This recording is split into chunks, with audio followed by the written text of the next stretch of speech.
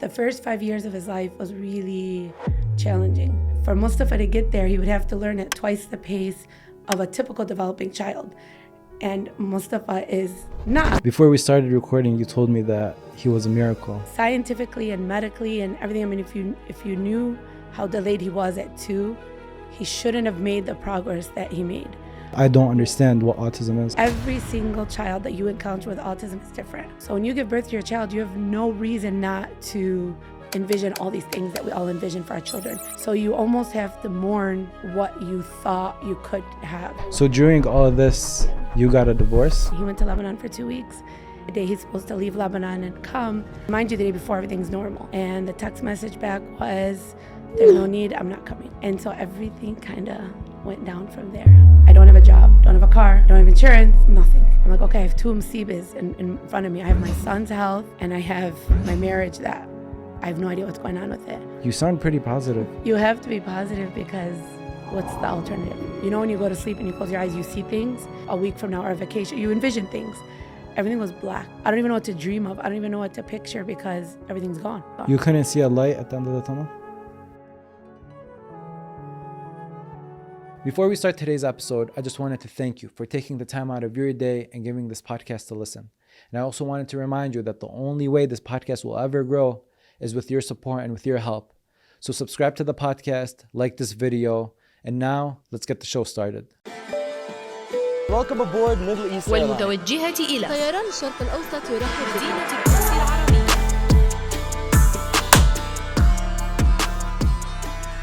Muna, how are you? Good, how are you? Alhamdulillah, welcome to Not From Here. Thank you for coming. Thank you for having me. So first, I want you to introduce yourself, but the way I want you to introduce yourself is when you look in the mirror, who is Muna to Muna? Tufa's mom. Tufa's mom. That's Mustafa, it? but I call him Tufa, yeah. Simple as that. Simple as that. Explain a little bit more. Why do you see yourself as just Mustafa's mom? Because every other part of me stems from that. So the type of educator I am, the type of advocate, the type of human being, everything about me is a result of not just being a mom, but being his mom. So, and everything I do is centered around being his mom. Okay. So the best way to define myself would be Tufa's mom. Okay. How did you end up here? So the podcast is called Not From Here because me and you aren't originally from here. So how did Mona Alaouie come to America? Well, my father and mother, Ali Arhama, came here in the mid-70s. Okay. Mid-70s, and I was born and raised here. I went to Lebanon only once. My siblings were all born here and kind of stemmed from that. Wow. Yeah. How's your relationship like with Lebanon? I love Lebanon. Really? I love it, yeah. You go often? I only went once. Okay. Inshallah, we plan to go. It's a big trip. But I love it, and my goal is to hopefully, my son loves Lebanon, even though he's never been. As much as we talk about it, I hope, inshallah, he can go experience it. What are some of the stuff you tell him about it? The simple things, like he just can't wait to have the no rules with driving. He can't wait to experience just the daya life, waking up to chickens and roosters and sheep and just being able to go to the Deccan and just those really simple things that I think we would find amazing because it's not our everyday life. So I just can't wait for him to experience that simple. I don't tell him all the negative stuff about Lebanon. Yeah. He'll figure that out for Yeah, himself real quick Yeah. when he gets there. Yeah. So since you look in the mirror and you say you're Mustafa's mom, take me back to the beginning of that identity. Take me back to your way to get Mustafa. So it's been a journey with Mustafa. Not just because he's my son, but really he's taught me so much. The first 5 years of his life was really challenging.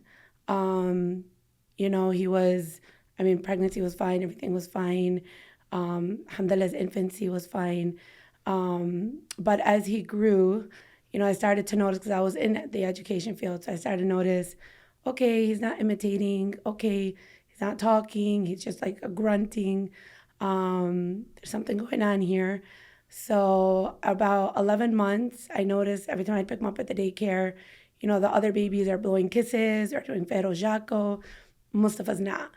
So I'm like, okay, maybe it's just, a late talker. I waited a couple more months and still nothing.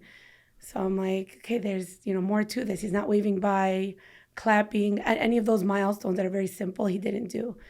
Um, so I had a conversation with his pediatrician at 13 months saying, I think there's some kind of delay here because he's not doing 1, 2, 3. It was dismissed by his pediatrician. He told me it's okay, give it a few months, wait till 18 months. I was blessed to be around a lot of professionals at the time because I worked at the special ed department for Dearborn schools. And I said, it's just not sitting right with me. It's not typical. And they all told me, don't wait. They said, go, it's not going to hurt you to follow, just do a couple tests and whatnot. So I didn't listen to the pediatrician at the time. And I started, we did the hearing test first. We did all those medical things you need to do. And once we eliminated anything medical, la samhala, that could maybe, kind of mean towards more cognitive impairment or something. So we were left with, okay, then what is this, So that's when I had to start having the conversation of what's going on with my son. And the process was very long. During this time, the very early stages, between 1.5 years and 2 years, I moved to Florida. At the time, I moved because his father got a job there, so we left. I left everything here. What's going through your head at that point? Like, you're seeing your son isn't acting normally. So what's going through your head through that process? I need to figure this out because I need to know if he's in pain, if there's something that I don't know that he's not expressing. Yeah. I need to know what's going, like, I couldn't understand the way his brain was processing things. So I needed to figure this out so I can help him. Was it the first time you see something like this with a child? No, because I had students that, this is the irony part, is because I work with students, that had all kinds of different abilities.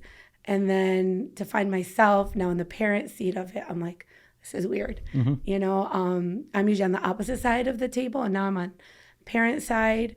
That was a hard pill to swallow, And in Florida, starting that process was even harder because now I don't have the people that I know. Yeah. And I'm a Hajibe, and I'm in a place where there's no Muslims, and I know nothing. So back then you were probably looked at weird too. Yes. Over there. Yeah. And so that made it hard. I mean, thankfully I wasn't in Florida long. Things happened and I came back. But it was a long journey with Mustafa, but the ending is good. He, they ended up diagnosing. Well, first it was a back and forth, a lot of appointments. Maybe he has this, maybe he has this, maybe he has this. The unknown was the hardest part for me. At the end of the day, I just said, I need to know. Just give me a diagnosis, give me a title. Just tell me what it is so I can do what he needs to be done. But no doctor would give that to me. They kept saying, he's not a black and white case. He has these signs, but you know what? Let's give him 6 more months and come back. So it was like, it was exhausting. But I'll always remember at his last appointment, it was 2 months before his 5th birthday, and it was a big appointment. And I was at work, and I left work and to take him to the appointment, and they were going to give me like the answers to the final evaluation for him. And, paid sadaqah, did dua the night before. And 2 days before that appointment, my mom, Adirhama, passed away when I was little. And she came in my dreams, and Mustafa can labis like all this dahab on his neck, and she lifted it. And it was so real to me, but I had no idea what it meant. But I felt like ham when shel anno. So I asked, some scholars, what does dahab mean in a dream, or what does this mean? And they literally, the translation was, "Anham when shelat anno." Yeah. So it gave me goosebumps, and I was like, okay, I wonder what I didn't know. So, but that dream always, like, I know he has an angel in heaven watching over him, alhamdulillah. At that appointment, she sat with him for 2 hours. They went over like everything, and she looked at me, and she had seen him 2 years prior. And she was like, is this the same boy you brought to me before? And I'm like, yeah. And then she scared me because she was like, just really thorough with him. And then at the end, she looked at me and she's like, what'd you do? And I said, what do you mean? And she's like, this isn't the same boy. And then I said, I don't know, I did what any mom would do, we did the intervention. We did early on. And she said, he's doing great. And she said, and she kept pushing, what did you do? And I remember pointing up and I said, God. I said, this is Allah's work. She looked at me weird when I said that. Yeah. But I said, I really couldn't explain his progress because he didn't say his first word till about 3.5. Oh, really? Yeah, he did not. He was, when we did an eval for him at 2 years and 4 months, his equivalence was 5-month-old for developmental. So that's how delayed he was. So he was 2 years and 4 months, but developmentally he was 5 months old. So do they tell you that? yeah. When At 2.5, they told you. We did the they came and did an eval for him at 2 and 4 months. And that was the results. How does that make you feel when they tell you something like that? I remember looking at her when she gave me those, because that's like raw data. When you see that, you're like, oh, 5 months, And I looked at it and I said, okay, what does his future look like? Because that's where my brain went. Like, okay, right now it's cute. He's little. It's fine. But where are we going with this? Where's he going to be? And she looked at me and she's like, what do you mean the future? I go like, how do I get him to be developmentally of age, age equivalence? And I know looking back, they probably looked at me like, did she not hear what I just said? Like, it's going to take, if he even gets there. And she said, well, and she tried to spell it out for me. She was like, for Mustafa to get there, he would have to learn at twice the pace of a typical developing child. And Mustafa is not. And she's saying it very slowly to me. And I'm like, okay, so we got to do double the work to get double the pace. That's how I translated it. Right. And she looked at me and I'm sure she probably thought I was crazy. But I took it on as a challenge. Like, okay, this is what we got to do. So at 5 years old now? So now he's right about 5 months, right before his 5th birthday. The paper, I actually still have it in my nightstand because it was a bunch of different stuff she said at the end of the eval, but there's 2 sentences on it that always stick out to me. And the wording said, would have given a diagnosis of autism, no longer see signs. And then she went on to diagnose him with an expressive receptive disorder, which is like a speech and language delay and a developmental delay. And that sentence to me was, I took a deep breath. I'm like, okay, we got a diagnosis. It's not what we were thinking. We can work with this. But it was him because for 2-3 years, we didn't know. Does he have it? Does he not have it? What's going on? Do you understand what autism is at the time? I did, but not as much as I do today. Okay. Because I'll tell you, Muna, even like right now, what I know of autism is just like a communication issue with kids. I don't understand what autism is. Yeah. So what is autism? Autism is a very complicated word to define. Okay. Because every single child that you encounter with autism is different. There's a saying, and I say to everyone, if you've met one child with autism, you've only met one child with autism. They're all different. Every year I get children that are under the spectrum in my classroom. Everyone is different. I intervene differently with them. When families, reach out to us through Blue Hands, everyone is different. It's a different intervention, different definition. Some are beautiful, beautiful, intelligent, genius children. And then there's the ugly side of autism, which is extremely exhausting and aggressive. And it could take a toll on a parent. So there's so many different aspects of autism that I can't define it in one word, other than it's different. And I think the hardest part about autism is you don't expect it. You don't see it coming. Because when you're pregnant, they can't detect it like they can detect other, things. And in infancy, you don't really see it till those milestones start coming. So when you give birth to your child, you have no reason not to envision all these things that we all envision for our children, going to college, getting married. Not that an individual with autism can't do that, but it's going to look different. So you almost have to mourn what you thought you could have. What was your vision going, during your pregnancy? What was your vision for Mustafa? I was excited. I couldn't wait to be a mom. I always said I wanted 21 children. Really? Yeah, I got one, alhamdulillah. He's like 10, he keeps me on my toes. But I was excited. I love being pregnant, even though I was sick throughout my whole pregnancy. I loved every part of him as an infant. He was just a lot of fun. My dad describes him as a child que nem mufit. Yeah. Because he was always kind of like with us, but not with us, and of all the words, when he started to talk, he kept the word mama for last. So the azim. Yeah. His first word was ka for car. And I remember we were at Walgreens and we were going through the aisles and he saw a fire truck and he said ka. And so that's how I knew it was car. And he was looking at it and I said, car. And I bought him the fire truck. I was like, you want it? You got it,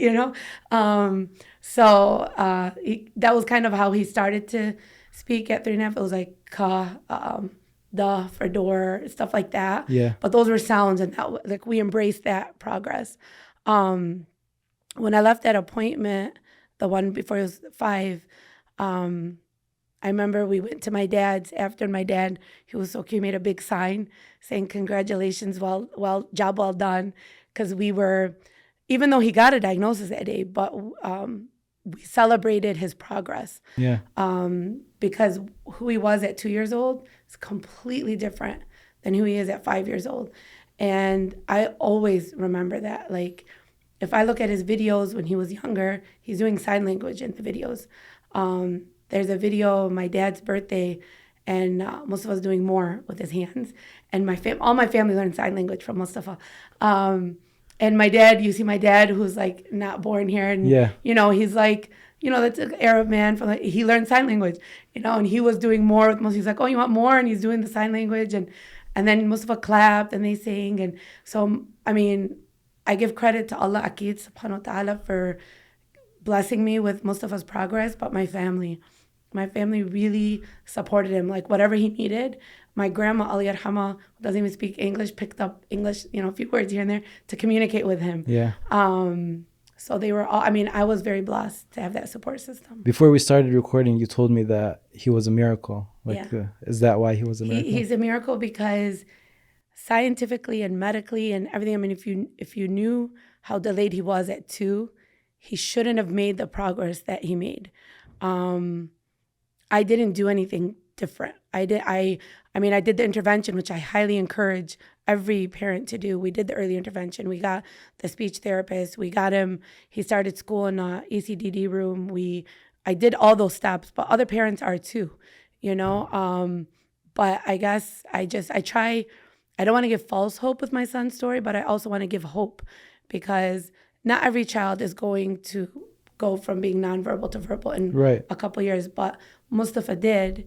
I don't know why he did. Looking back, I think that was God's way of also saving me because I was going through a hardship at the time. What was the hardship? Divorce. Okay. So during all of this, you got a divorce? Yes. Yeah. So it was right 2 months after Mustafa's 2nd birthday. So it was right in the middle of everything. I came to Dearborn in the south because we lived in Florida. Right. I came to visit my family because in Florida they told us he has to be around kids. He's going to learn the most around kids. And in Florida there's nobody. And so we decided that I'll come spend the summer here in Dearborn so he can be around, my nieces and nephews and just be around a lot of kids and hopefully pick up, from them. So I came and spent the summer here. I was supposed to go back. I remember it was August 16th, 2009. I was supposed to go back to Florida, but I didn't because the day before I messaged him and he was in Lebanon. He went to Lebanon for 2 weeks and I was trying to get the meat order ready because we're going back to Florida. Ramadan was coming like a week later at the time. And I said, the Laham needs to freeze the order. Should I do the deposit? And he said, no, not yet. Just wait. My family all questioned why. Why would you not do the deposit? You're leaving in 2 days for the meat, have them freeze it. But he told me not to have them freeze it. I didn't think anything of it. So the day before, I'm literally sitting with my grandma. I remember in the backyard, we wrote a list of everything I need to take with me to Florida so I don't forget, of groceries and stuff. So the next day, the day he's supposed to leave Lebanon and come, I sent another message and I'm like, hey, and mind you, the day before, everything's normal. I love you, everything is fine. I'm I'm like, hey, sure, what should I do with the lahme? I gotta place the order. And the text message back was, there's no need, I'm not coming. Just like that? Just like that, out of nowhere. No explanation. No explanation. And so everything kind of went down from there. And so that sadme to me, and then dealing with my son, and mind you, I had appointments in Florida for him that I had taken that were coming up. And being in Dearborn now, I don't have a job because I left my job when I moved to Florida. I don't have a car because we sold everything when we went to Florida. I don't have insurance because I left my job that had insurance, and we had his insurance from his job in Florida. So nothing. So he just tells you that he's staying in Lebanon for good? Yeah. So what ended up happening was... Did you know why? I ended up finding out he was going to Africa for business adventure, something. I don't know. And then things got, messier as time went on. Things came out to what was going on. And it was like I didn't see any of it, like a whole other side of things. But I didn't get a divorce right away. I waited almost 2 years. Really? How come? Part of me was in denial that this is happening. It's a shock. Yeah. I was like, oh, okay, my husband's away at work. He's over. And that's what I told Mustafa's therapists and doctors and everything. I was like, oh yeah, his dad's working, overseas. He'll be back. I was in denial of everything that was happening, and I was hoping things would change. And, I even entertained the idea of me going, but then if I go, Mustafa needs help. So just to understand, he just sent you a text and was like, I'm not coming back? Yeah. What was the text after that? And then it was a lot of, oh my God, what are you talking about? What's going on? And I didn't get many answers via text. When he came back, that's when I tried to get more answers. It was just a whole different person that I was dealing with. It wasn't the person that I was in love with. It wasn't, because everything was great, I'm like great before. So I did not see it coming. And so looking back, I'm like, okay, I have two msibas in front of me. I have my son's health, and I have my marriage that I have no idea what's going on with And it. the third thing is you don't have support anymore because... No. Yeah. And so I had to choose, where's my energy going? I chose my son. I chose, okay, I can't wait. Mustafa, there's no time for me to dwell and be depressed, and I need to get going on Mustafa. So how do you think that had an effect on you, putting that in the back of your head? Because that kind of hurt doesn't go anywhere. If you want to throw it at the back of your head, you can do that, but surely it's going to come out one way or another. And it does, and it did, but it took time. What kind of toll did it take on you? I was just exhausted. I was exhausted because also, I was scared for Mustafa. I was very scared. I didn't know. There was times where we even entertained the thought, is Mustafa deaf? We didn't know, because we would call him. I remember one time we were at IHOP, and I was with my sister and her family, and they came to sing happy birthday at someone right behind us. They were clapping and saying birthday. Mustafa didn't even turn. He didn't even look. And we all puzzled and looked at Mustafa like, why is he not fazed by that, But looking into it, it turned out that there was, that's part of the whole developmental delay. And what's your family's reaction? To my son? No, to your ex-husband telling you he's not coming back. They weren't as surprised as I was. They were not? No. Were there signs and you just didn't pick up on them at the time? From my point of view, no. Still, now when you look back at it? From my point of view, no. No. But again, I don't know if it's because I don't know. Looking back, no. Even though my family wasn't as surprised. How come? I don't know. They just, I guess, they looked at it as, his trip to Lebanon was the timing. They didn't get why he went at the time. They didn't, even they were when he told me not to put the deposit for the meat, that kind of added to their suspicions. Like, why would you not do that? So just little things that they picked up on that I didn't. But they still wanted things to work out because we had a son, you know. But it didn't. I tried, you know. The day I was getting the divorce, I finally made the decision. It was like almost 2 years later, and nobody believed me. My family, they're like, "Really? You're ready? You're gonna do it?" And I said, "Khalas, no. There's nothing more." Like in every way, he was gone. In every way. He didn't tell you that he wanted a divorce? No, it was kind of like a stringing game along, pretty much doing everything possible to make me say it, but not say it. Okay. You know? And I wouldn't say it. Is that the part of the messiness that you were mentioning? Yeah, and a lot of like secrets came out, a lot of things that I didn't know. A lot of people came to me and said, "Hey, did you know 1, 2, 3?" No, I didn't know. So there was a lot that was coming at me in all directions. And I tried, and then there was just a lot that he was battling a lot of demons. And, you know, I don't think he's a bad person. I just think, you know, he's a father of my child. I will always respect him. I'll always encourage a relationship, even though there is no relationship. Oh, now there is no relationship. No, zero. But that's on him. I would never, I don't think, and you know, with divorce being so common these days, unfortunately, I never encourage parents to stand in the way when it comes to their children, because it's not healthy for any child to not have their mom and dad, regardless of the situation, you know. Sometimes they're bad husbands, bad wives, but they're amazing parents, you know.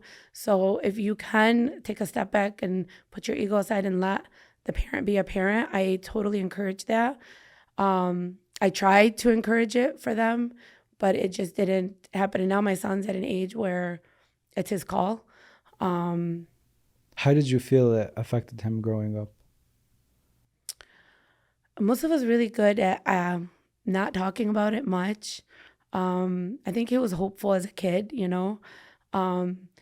He did come to visit twice between the time he left, which was 2 years old, and 10 years old. He visited twice for like 1 week. And then Mustafa would meet him and be like, "Oh, that's my dad." But then that's most of it. So after that, it kind of just died out, and their relationship is non-existent today. But I hope that changes, because for Mustafa's sake, for both of their sakes, you know. But like, Mustafa was on my lap the day I got a divorce, and he has no idea. Like, he was a baby. He was he was about 3.5. And he was almost 4 years old. And my whole family was over the sheikh, and it was hard to find a sheikh because they're overseas and they need to get the permission from them. Like, it was a process. And then the sheikh came to my dad's house. I remember my uncles and everyone was sitting, and Mustafa was on my lap, and he has no idea. And I kept thinking about that. Mustafa has no idea what his mom is doing right now, you know? And so I remember being really emotional to the point where the sheikh thought I was changing my mind. He was like, you know, because I looked like I didn't want it but that's not why I was emotional. And he's like, and I'm like, no. And then he's like, and he had to stop because he wouldn't let me sign because he saw that I was like just so emotional. And I remember the hadith of إنه لما حدا بيطلق السما بيرجف, they say. Yeah. إنه it's not haram, but it's makruh. It's like one of the worst things that God doesn't like. And so I felt like a failure, even though I know Demir 110% مرتاح. I tried, even after he left us. I tried and tried. But it's different because when it comes down to like, that's why like divorce isn't easy, you know, and if you can make it work, I always encourage people to make it work because it's not easy. And taking that step with my son on my lap, knowing I just changed his life forever, you know, even though I'm not the one that changed his life, it's being happened to me, you know. But it was very hard, but alhamdulillah, I go back to, you know, I was raised with just my dad because my mom passed away. My dad did an amazing job of filling in the gap of two parents to the point where growing up, I didn't even know I didn't have a mom because my dad did such a good job. I really didn't. He went to all our parent conferences, field trips, took us to everything he was involved in. So that gave me hope that I could hopefully do that for my son. And alhamdulillah, Mustafa has the best of the best uncles. My brothers, my brother-in-law, my dad, everyone's amazing with him. And that's why I feel blessed for everything. Alhamdulillah. You said you were emotional that day for your son. Is there any other part of that phase in your life that still makes you emotional till today? No, I don't think about it. Because like the way you're talking about it, you're very positive about it, it's crazy how positively you're talking about it. Like, especially like to me, it sounds like you kind of got stabbed in the back. Yeah. It just came out of nowhere. Yeah. Why are you like, how can you be this positive? Especially when I think that when you really love someone, and they hurt you, there's a certain feeling of disappointment that comes with it. It's different than you with maybe a coworker that lets you down. It's like, all right, whatever. But someone that you truly love, that you truly put effort and time in, and you have a kid, like a stab from the back from a person like that, I feel like will leave a long lasting effect. But you sound pretty positive. You have to be. You have to be positive because what's the alternative? I don't have time to be negative, and I try to always say we're not made for this world. We're not. We're not made for this world. And, if this is part of my journey, it's part of my journey. It's not what I saw. But I go back to what happened to Mustafa, because how could I not be positive knowing how blessed I am with Mustafa? Everything sucked completely. Was it painful and hurtful? Yeah. But I got a miracle out of everything. Mustafa, so that's why to me, I'm okay with everything. Because ma fi nikun ghair and not thankful, because look at what Allah blessed me with. Right. I can't focus on what He took from me, not God, but life. I can't focus on what I lost, because I lost a lot. I'm still, picking up the pieces from everything I lost. But I also gained a lot. So that's why I'm always, I guess, positive. Up to that point, do you think Mustafa's dad was, like, during that phase where Mustafa was still, like, taking time to learn, and how did you feel like he was during that period where you're, like, running around trying to see what's wrong with him? Like, did you feel support at that time? He wasn't around. Before you got the divorce? Well, it was the beginning stages. Yeah. So maybe it was like he was there for about 6 months out of it, because between 18 months and 2 years is kind of where the appointments kicked in.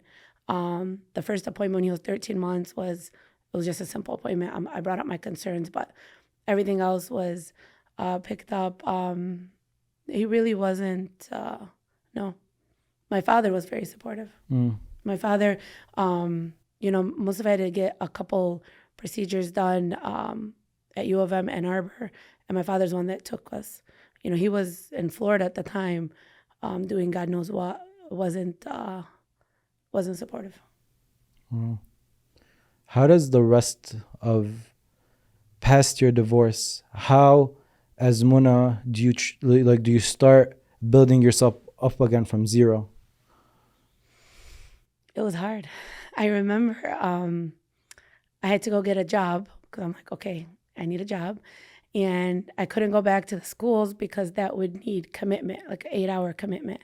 And Mustafa had so many appointments. And his schooling at the time that he went in, that he qualified for, was a half-day program, which means I have to be out by noon to go get him.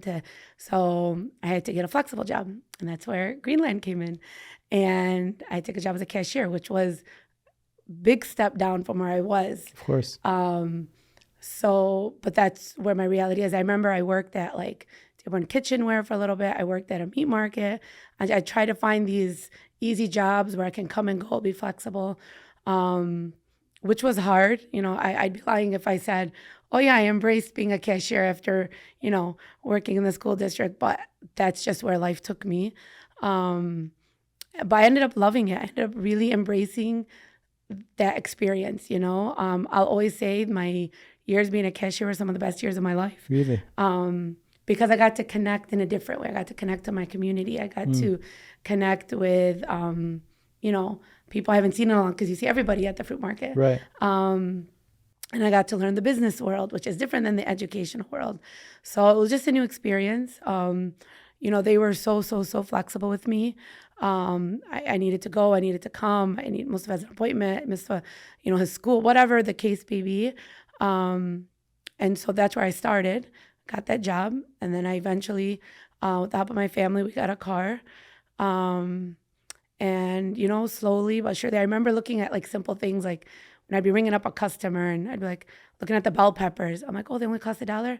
Okay, so maybe I could afford to make dinner if I got a house.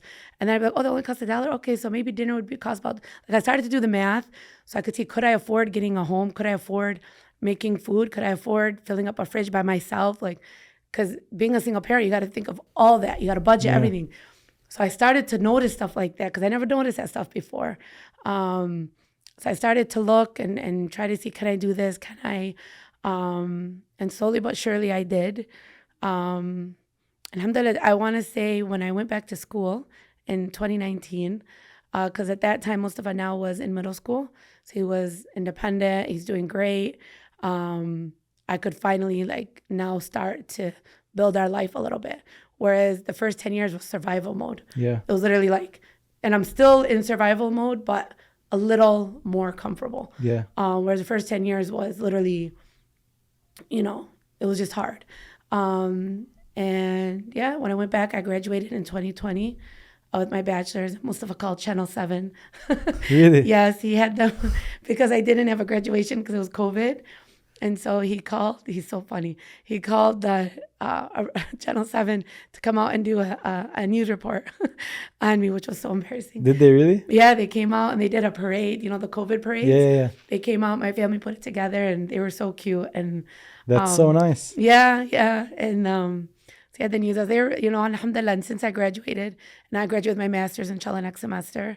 So now we're starting to stand up, but it took us a good 10 years to get to this point. Muna, at those hard times where you're running around, life is moving really fast, you're going to work, you're going to take your son to this appointment, and then you're going maybe back to work, and then you're putting your son to bed, and then all of this, and then there's this one part of your day, which is the last hour before you go to bed, where there's complete silence, and you're left alone with your thoughts.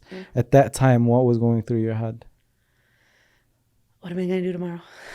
Really? Yeah, even today, I don't look too much ahead. Okay. I don't, because I learned you don't know what's coming. You learned that the hard way. Yeah. I remember during those first, year and a half, 2 years when I was in limbo between, am I getting a divorce, am I not? When you go to sleep and you close your eyes, you see things. Mm-hmm. You envision maybe what you're doing tomorrow, or you envision a week from now, or a vacation. You envision things. Everything was black. I remember black because I had no idea. All I kept saying is, I have no idea. I have no idea what's coming. I have no idea. I don't even know what to dream of. I don't even know what to picture because everything's gone. Everything was gone. You couldn't see a light at the end of the tunnel? No. Because things were just getting worse and worse and worse. From the marriage perspective and from Mustafa's health. It was just it was endless. And so I couldn't. And then there were other hardships that came along with the financial part, which, okay, how do I support my son? Because my family stepped in, alhamdulillah, and my son, like, they were buying him diapers. They were buying him everything he needed. And I'll forever be grateful for them. But I wanted to do that, and so how do I do that? How do I get my son insurance? All this stuff. I remember I had to go to the DHS on Greenfield. I've never been there before in my life to get benefits, to get insurance from Mustafa. And they told me, okay, do you work? And I said, no, but I'm looking for a job. And they said, okay, you have to go through Michigan Works. It's like this employment thing, whatever, access. So I went and I sat in this class, and mind you, I was in college prior to being pregnant, but I stopped my college because I got pregnant, and at the time, whatever, marriage, it just happened. So I was going the right way in life, I had my associate's degree. I was working on my bachelor's. I was married. I got pregnant. Like, things were going in the right direction. All of a sudden, nothing is going in the right direction. So everyone stood up and had to share their story of why they're at Michigan Works and that. And I'm like, what's my story going to be? My story doesn't even sound real, So I'm listening to all their stories, and okay, my turn. I'm like, what do I say? My husband left, and I have nothing, and I need to get insurance for my son. Like, I didn't even know how to say it because I've never said it out. It's just, that was an aha moment for me. That you've never said your story out loud? No. I've always said bits and pieces. Majority of people around us know my story because they, experienced it and witnessed it around me. But no, that to me it was a hard moment because it hit me how low I was. I feel even as Arab, we don't like to share our problems because there's always this view that we're scared of, like, what am I going to tell them? Like, my husband just left me out of nowhere. Like, I was just in a healthy, good relationship. I have a newborn, and now I have to tell everyone, like, my husband just left me out of nowhere. Yeah. And then there's this feeling of, I don't know how to call it, but we don't like people to look at us in pity, like haram. Yeah. Did you feel like you had that? When I worked at Dearborn Kitchenware for a few months. They have like jewelry, like fake jewelry, whatever. Whenever a customer would walk in that knew me, I'd grab a ring and put it on my finger. I didn't want anyone to ask questions. I didn't want anyone to know I wasn't married. I didn't want anyone to know anything. I wasn't ready to answer questions, and I didn't want it because I didn't even know the answers. I didn't even know what was happening to me. You were still confused. Yeah, I was very confused, and so I avoided it. And Mustafa's teacher, his preschool teacher, his early on teacher, when he graduated from the program, she wrote a letter to him, to his dad, thinking, oh yeah, we're involved. Yeah. I'm sending him pictures of what he's doing. And, I made up a whole scenario of this happy life because I couldn't face it. I needed to get most of the help he needed. So I put that on the back burner. Yeah. And she wrote a whole letter saying, oh my God, your son's amazing. And then I still have the letter. A few years later, because we kept in touch, I ended up telling her, that he wasn't, When did you feel like you were ready to face it and just let it out of your system and just tell people? I remember 6 years later, I changed my status on Facebook. Really? That was like your... That was my coming out for, this is the reality. And people were shocked. Some people were like, what, really? But yeah, I remember 6 years. It took me a while. Have you always been this positive, this smiley, all this? I think so. I don't know. You'd have to ask people around me. So people wouldn't really even know that you were going through something.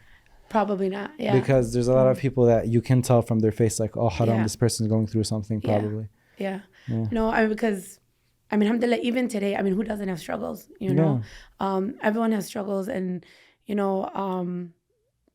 there's always a reason to smile. Always. It might be small, but there's always a reason. So why not smile? It's free. It doesn't cost anything, and it's contagious. So I just say always choose to smile. Oh. And I 100%. If I feel like everyone would be in a very bad situation if we weren't able to smile. Yeah. You're going through these health problems with Mustafa. You're struggling to build yourself up. What in your head clicks and be like, I need to start an organization to help people with autism? So, what's beautiful about Blue Hands is all of us that are involved in it have a personal story. So, we relate to families. While I was working at Greenland, I was running into former students. And, I'd be like, man, I miss it. I miss helping kids with special needs. I really miss doing, stuff with kids. And then I thought of my own story with Mustafa. I'm like, he got the help he needed at an early age. I want other parents to know that they need to do this. And for me personally, I was like, okay, Allah hadini bi ibni, let me pay it forward. And so for me personally, that's why I got involved in Blue Hands, and the other board members also have their personal stories similar, that they also want to help and give back. And so, to all of us together, our mission is, if we can help, we want to. People are always looking for ajr, what can we do to help someone? What can we do to ease, someone's struggle?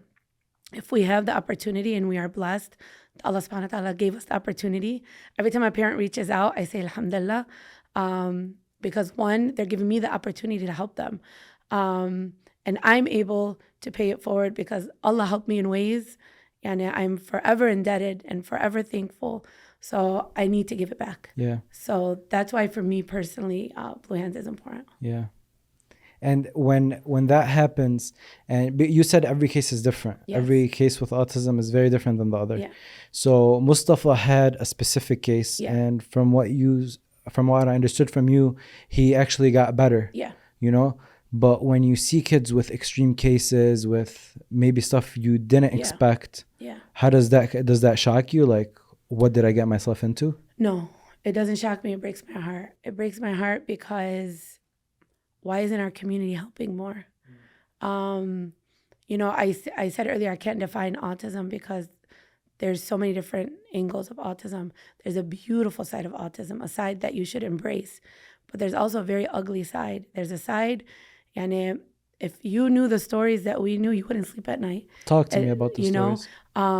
There's a mom. We had a swimming event, and her son is very severe. Loves the pool, so happy, swimming, enjoying his life. When it was time to go, he would not go, and he's strong. It took 6 of us to help her carry him to the car, kicking, screaming, biting. It was very severe. We got him in the car. While we're in the car with him, me and another Blue Hands member and the mom, kasara siyara, her mirror broke, the charger things broke, the thing in the middle, he pulled the button, everything was breaking. And we're trying to just calm him down to get him home. I told the mom, just drive. Don't worry, we'll do what we can to just keep him safe. We need to get him away from the pool because as long as he saw the pool, he was going to react to get it. And when we got home, she was telling us more stories. She's like, this is every single day. And that broke our heart. I'm like, you go through this every day? And her husband passed away, so she's on her own. And every day, she tells me all the things that she buys to support him. They're expensive, like these sensory swings and whatnot. He's broken them. I have another family. Their daughter is blind and has autism. They told me every day the mom has to pretend to leave because the mom is a trigger for the daughter for some reason. And the mom has to pretend to leave. And if the mom is home, it's aggression the whole time. So the mom has to shut the door, pretend to leave, and then somehow avoid the daughter the rest of the time in the house. There's some really severe cases, and these families need help, and they need a break. There's no place to go for a break. Summertime, I can't tell you how many families reach out as soon as school year ends. What are we going to do with our kids? What are we going to do with our kids? Where are we going to go? We have so many summer camps, and alhamdulillah, Blue Hands, we do a summer program. But we're all volunteers in Blue Hands, so we can only do so much. But we need to, why can't we provide families with a break? Why can't we, have a place where they can drop off their kids, go do some errands, and just have like that mental break? Because it's exhausting. How do you handle a child with autism that's that aggressive? It's different. Sometimes you got to let them have their moment. Sometimes you got to take a step back, make sure it's a safe home. And that's what you'll see in a lot of homes. There's very minimal furniture. Very minimal furniture. Paint might be ripped off. Like if you walk into some homes, you'll know how severe the child is. And it's got to be a safe space, you know. There was a father, God bless him, he devoted his whole basement to make it a sensory safe basement.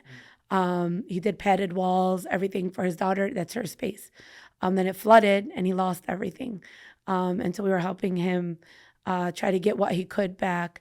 But there are some heartbreaking stories. The parents are exhausted. You know, the thing about autism, kids don't sleep. You know, they might fall asleep for a couple hours and then they're up 2 in the morning, 3 in the morning. That's it? That's it. And then when they're up, they're not quiet. You know, they're up and they're loud and they're jumping and they're ready for their day. And you have to be up and alert. Ask any autism parent, they have locks everywhere because kids elope. You know, you always see, you know, sometimes we see it on TCD of a child that, you know, went wandering in the streets. They elope. And to the best efforts of parents, you know, it's very scary because how do you keep your child safe? It's a 24/7 job.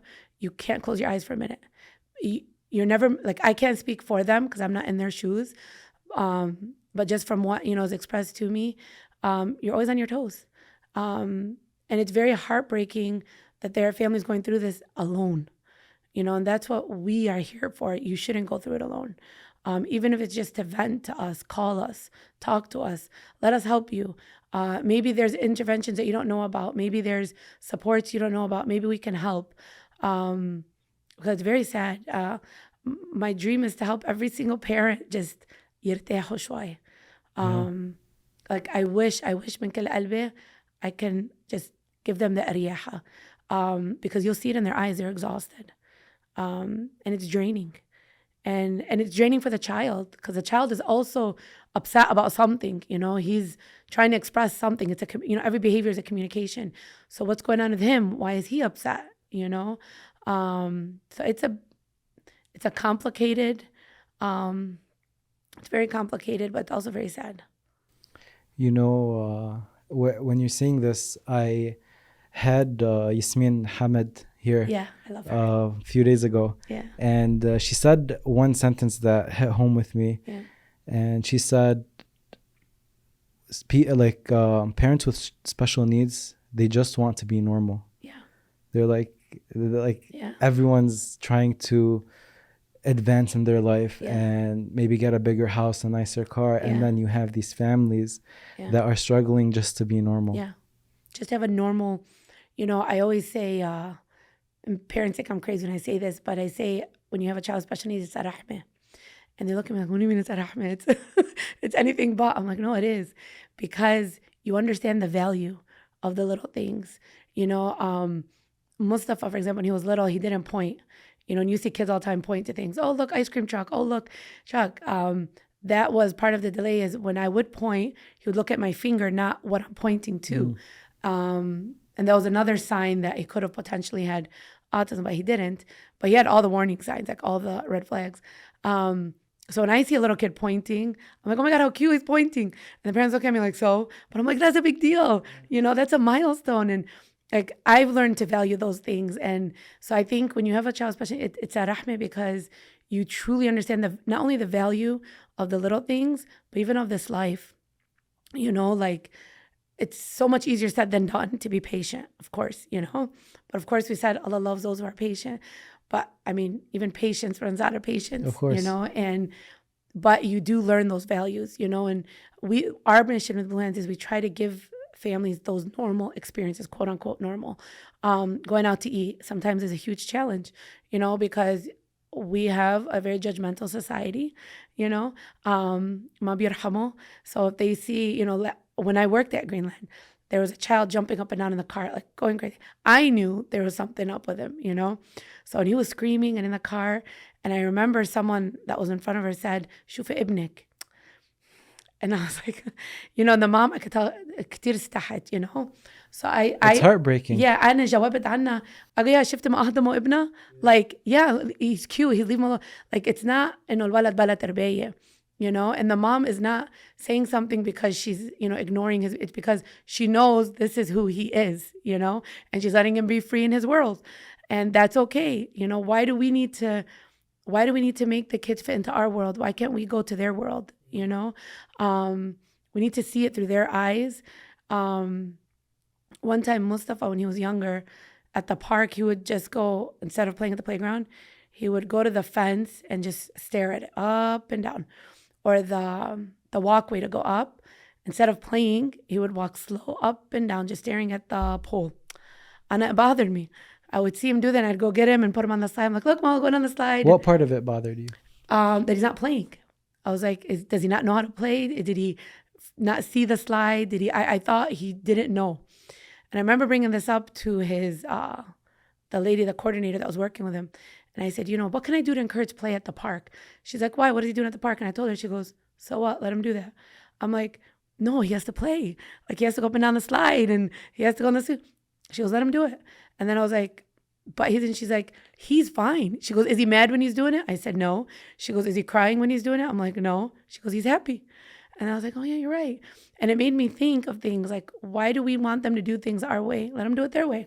We want them to do things the normal way. The normal way. Yeah. But who defines normal? Why are we defining normal? Yeah. They're beautiful, and I truly believe they're angels on earth, and we can learn so much from them. Why are we forcing them to fit into our mold when we're the wrong ones? Yeah. We're doing things completely wrong. They're innocent. Tell me things you've learned through your journey with autism. You said there's a lot to learn from them. Well, you've had quite a bit of time with them. So what have you learned? There's always hope. Children will always surprise you, and you never know what they know. A lot of times people be like, oh, ma biyahki, so ma biyafham. No, biyafham, you'll be surprised. Kids will come and show emotion when you don't expect it. They'll come and hug you. They know you love them. They know you care. And the progress that children make is remarkable. I always tell parents, don't look at where they should be for their age. Look at where they were and where they are. Because they might not be where they should be, but are they where they were? If they're not, celebrate it, because they made progress and they worked really hard to get to that progress. And yeah, you just, it's never a dull moment, just a lot to learn. I don't know. I'm trying to blink. You also said that Mustafa had a lot of red flags, and there are red flags to look out to identify if a kid has autism or not. Yeah. What are some of those for people that don't know? So again, there's these common red flags, but then there's always exception to the rule. Like I said, autism is always changing. Some kids might show some of these signs, some might show none and still have autism. It's very complicated. It's very complicated. But some of the more common ones is the speech and language delay, either no language or minimal language, or just kind of parrot speaking where they repeat what you say, but they can't hold a conversation. Stimming, which is the flapping of the hands, getting overly excited with their body, the fixation, and inappropriate play with different toys. So instead of, I go back to Mustafa, and again, subhanAllah, he doesn't have autism, but he used to flip the cars upside down and play with the wheels. Okay. That was a sign. So, those kind of things where they're not playing with it the right way. They're just more fixated on parts of it. Yeah. Lining up toys, not playing with the toys, but more just putting them, out. Sometimes the meltdowns because of the communication, not being able to have that emotional regulation, the eye contact. They can't keep eye contact? They can't, yeah, but then some do. Some do, and it throws you off.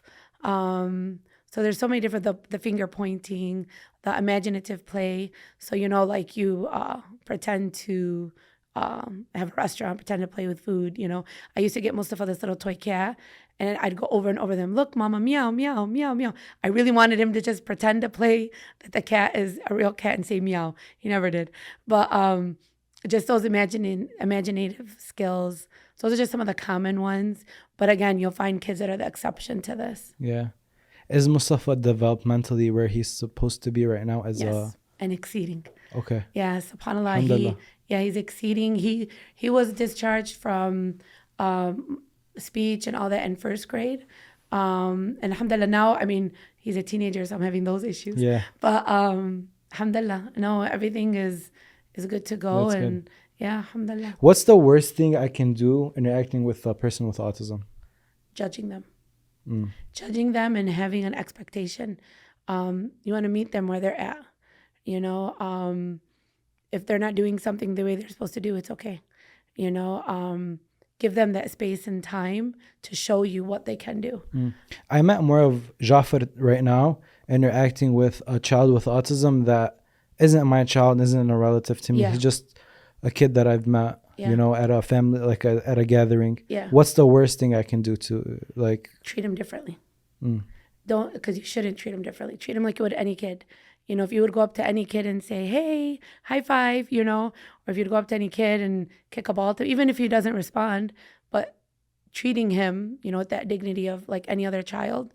Because the worst thing you can do to him and his parents is to treat him differently. Because he's an individual just like you and I, and deserves that, you know. He might do things differently, but it doesn't mean he's less than. Yeah. From what you've seen, do you think that the general public, mistreat people with autism? Yes and no. We've come a long way. We've come a long way, alhamdulillah. But we still have a long way to go. You know, there's a lot of, I mean, I've heard things, and this is just me personally, I've heard, ما عم بيحكي لأنه طمعة اللبن هو صغير, ما عم بيحكي لأنه نقص, or what are you doing with therapy? He doesn't need it. You know, like dismissing. That's where I think we're mistreating it. We're dismissing what needs to be done. And we're making parents feel less than because they're getting stuff done. And parents aren't finding the support. And then there's three components with autism. There's the schools, there's the families, and there's the parents. There's blame all around. But then there's also credit all around. You know, our schools lacking? Yes. Our parents lacking? Yes. Is our community lacking? Yes. But then there's also good things that each is bringing to the table. You know, I had a former student of mine, he has ASD. He started school this year in a different school. And from the first day, they were like, oh, he's too hard. First day, they didn't even give him a chance. And the father called me and was like, you know, Mona, what do I do? They're sending him home. They're not, you know, being patient with him. And I'm like, why are they not being patient, you know? But mind you, it wasn't a public school. Public school, I know it's different. But there are teachers that are not being patient, giving these kids a chance, you know? They might not make it in Jannah. They might not make it in your classroom, but giving them a chance, you know, to see. We won't know unless we try. Parents, they're not getting the diagnosis that the child needs. And I don't want to say they're in denial. Maybe they're hopeful. And who am I to take away a parent's hope, you know, that their child will change. But it's also, I'm tuzumu lal-walad because he needs that help, you know. So we need to do a better job of recognizing and accepting what's before us. It's not easy, and it's not going to happen overnight. And every parent, I never judge a parent. They need to take their time through it. It's a grieving process, you know. Really? You would describe it as grieving process? It's a grieving process because like I said, when your child is born, you have no reason to think this is where it's headed because they have 10 toes, 10 fingers, you know, everything is healthy, smallah. So there's no reason to think your life is going to flip when they're about a year old, you know? So when you get the diagnosis, it's life alternating, but it's not a death sentence. Like I emphasize that, it's not a death sentence. A diagnosis will help them, it'll support them, it will not be the end of that child. If anything, it's the beginning, but it's a different beginning. And so it takes time. It takes time for parents to accept, okay, this isn't much, you know, when Mustafa was going through, I had a coworker who was amazing. She passed away now, Debbie. But she told me to put in my head, and she said, just say it, my son has autism. And I said, but he doesn't. And then she said, I know. She goes, but just put that in your head and go. She goes, this way, whatever happens, you're ready. And if it doesn't happen, you're like, oh, okay, I'm not like shocked, whatever. Yeah. So I had to mentally put that in my head. Okay, this is maybe where we're headed, you know, so that I'm mentally prepared for whatever the doctor says. When we were at an appointment in Florida, Mustafa was obsessed with puffs, these like snacks, and he was crying. The doctor's holding him. crying, crying, crying. And then when the doctor put him down, the doctor dropped some puffs on the floor. Mustafa went to the puffs. He didn't come to me. He didn't come to his dad. He went to the puffs. The doctor marked that down as a big warning. And he told me, I think you need to consider. I said, why? And I go, he loves puffs. I totally explained. I'm like, but he loves them. I don't blame him. He loves. He goes, no. He goes, a typical developing child who's emotionally distraught and upset would go to his parents for comfort. Your son didn't come to you. He went to the puffs, and I defended it again. I'm like, yep, maybe he's hungry. Yeah. Maybe he wanted them. So that was the denial. Yeah, and that, even though I was educated, I knew, I was obviously, but I also defended some of the things that they were saying are signs, because I'm like, well, no, he's doing that because of this. Like, I tried, and looking back, yeah, maybe I wasn't right to do that, but I understand why parents do defend their children, because it's just your natural instinct to say, no, he did that because of this, And you think that what's like, your child more than anybody, basically. It comes from that too. Yeah, I'm like, he loves them, and he looked at, there were so many different moments where I could tell looking back, professionals probably looking at me like, is she serious? But again, I reflect on those first 5 years, because when a parent comes to me today, and when I tell them, what are your concerns? Everything they list, I'm like, man, that was Mustafa, but Mustafa doesn't have autism. So it just takes me back to where and what could have happened. And I guess that's why I'm positive, because you've seen a lot of positivity happen. Yeah. What would you want the future of Mustafa to be, or to look like? Healthy. That's it. Healthy and safe. I want him, and to me, and a big reason with Blue Hands, that's all I want. When someone, if I help someone and they tell me, Allah yahmi lak ibnak, Allah yabad an awlad al-haram, and saying those prayers at the dunya for me, because that's all I want. What about your aspirations for Muna? Tufa's mom. Even down the road. That's What's your biggest fear? The unknown. And I know that's broad, but my biggest fear is not knowing. And I know I have to have faith that, inshallah, Allah's already 2 steps ahead of us, and he's there, and I should ittakel ala Allah, and no matter what happens, I'm ready. But I've learned to kind of be on my toes, because you never know what's coming. And my biggest advice to all parents, regardless of whether you have a child with special needs or not, is never get too comfortable, because you never know what's coming. And I never know what's coming. So I'm always that's why dua to me means so much. And all I want, and I know Mustapha's going to do amazing things. And since he was little, he's invented a million things and created so many different things in the house. And he's like a handyman. He's he has so many amazing skills. So I know, smallah, and inshallah, he's going to do great things. I just need to get him there. But I just want him to stay close to Allah and be healthy. Do you think, because you've been so close to him since he was born, he's basically your best friend, right? Do you ever think about him getting married and moving out and all this? What are you talking about? I'm moving in with him. It's funny, because everyone always talks to me about this. I know it's gonna come. We'll see. I mean, of course, I want him to be married. I want him to have children. I told him he better get me 10 grandkids. I want that for him. I want him to be happy. I want the success for him. I don't know how bored I'm gonna be when that happens. But I figure I'll be busy with the grandkids. Yeah. What did we not talk about today that you think we should have? I think if you're faced with a challenge that your child might have a diagnosis of some sorts, you have to have God at the forefront. You have to. If you don't, المصيبة رح تكون أكبر منك, and you're not going to be able to take it on. There were so many times, عن جد, I don't know how we got through it other than Allah's will. There were nights where I was like, what am I going to do? and then the next day it's انحلت, you know. Even today, there are times where I'm like, oh, that was God, that was God, that was God. So many times. And I instill that in my son. I want him to know that. But you have to have God in the forefront. If you don't have God in the forefront, you're going to struggle more than you have to. Because, you know, I always say, people always like, you know, like you said, what do I see in the future? I'm content with where I am today. No, I'm not living for this dunya, I'm living for the akhirah. And as long as what I'm doing today is helpful for that, I'm okay. And whatever I didn't get in this dunya, Allah promised me in the hereafter. Yeah. So I'm okay. You know, I can't, you know, focus on, oh, I don't have a daughter, or I don't have, you know, the 21 children that I wanted, or I don't have this, or I don't have a house, or I don't have, but I have my son's health. You know, we're good.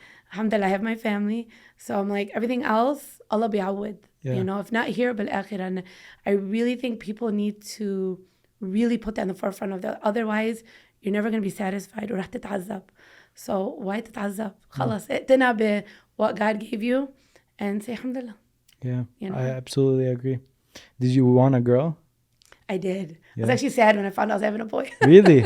I wanted, because I always had nieces and cousins, so I just always wanted a little girl. Yeah. But now that I have a son, oh my God, sons are amazing because Yeah. he's like my best friend, my buddy, also my protector, my bodyguard. Of course. He's the man of your house. He's the man. Oh, he's a zalim in every way. Yeah. Allah yahmeh. He's, yeah, he was, I just feel like he had to grow like faster than his age because أخذ مسؤولية before Of his course. age, you know? That tends to happen in a single mother household. Yeah. And I'm always pushing him to not take, you know, I always tell him, be a kid, you know, go with your friends, do the, but it's حمل مسؤولية. Yeah. And that I do feel guilty for.